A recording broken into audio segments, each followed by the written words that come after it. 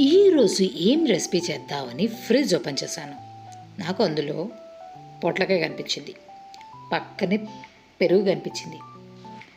వెంటనే పొట్లకాయని తీసుకొని మంచిగా రౌండ్ ముక్కలు కట్ చేసి నీట్గా క్లీన్ చేసి పెట్టేసుకున్నాను. పెరుగును వదిలేనా, చిలికేసి పక్కన పెట్టేశాను. మన ఫేవరెట్ పొట్లకాయ పెరుగు చట్నీ చేద్దామని. మీరు చేసేస్తారా మరి? Welcome back to my channel cook with Sharvani. నేను మీ కైకదేవరాజ్.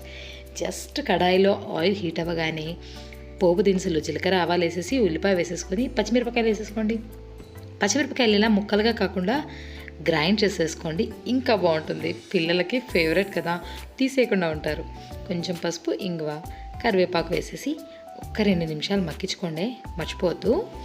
తర్వాత మనం కట్ చేసి ముందే పెట్టుకున్నాం కదా నీట్గా చేసి, ఆ ముక్కల్ని వేసేసుకోవాలి. పొట్లకాయ ముక్కలు ఓకే. ఇవి ఈ గిన్నె నిండా అయినాయి కదా, మంచిగా మగ్గి గిన్నెకి చాలా కిందకైపోతాయి. అప్పటిదాకా మగ్గించుకోవాలి.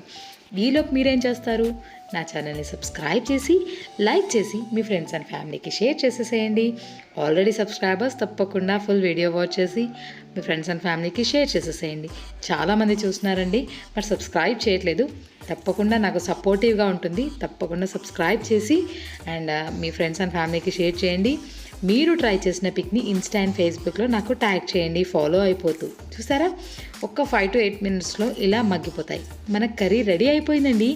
ఆల్రెడీ చిలికేసి పెట్టుకున్నాం కదా పెరుగు, దాన్ని వేసేసుకొని స్టవ్ ఆఫ్ చేసేసుకుంటే సరి అయిపోయింది. పొట్లకాయ పెరుగు చారు, యమ్మీ యమ్మీ టేస్టీగా. సాల్ట్ అడ్జస్ట్ చేసుకోండి. నేను పొట్లకాయలు మగ్గేటప్పుడే వేసేసుకున్నాను, మీరు చూసి తీసేసుకోండి. ఓకేనా? Thank you very much for your full support.